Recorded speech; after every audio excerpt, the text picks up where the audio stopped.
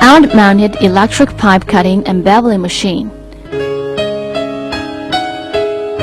Out-mounted electric pipe cutting and beveling machine is installed outside of the pipes. It is light in weight, small in space occupied, easy to carry, and convenient to use.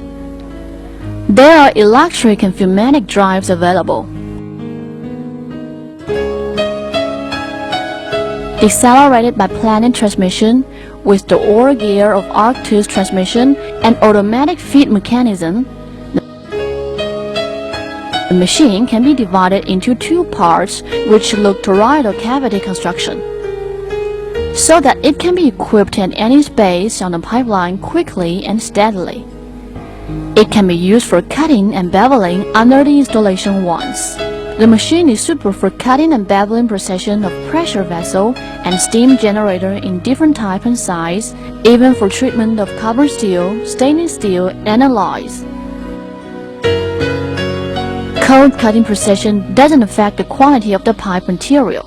It is used in the fields of petroleum, chemical, natural gas, power supply instruction, boiler, and nuclear power.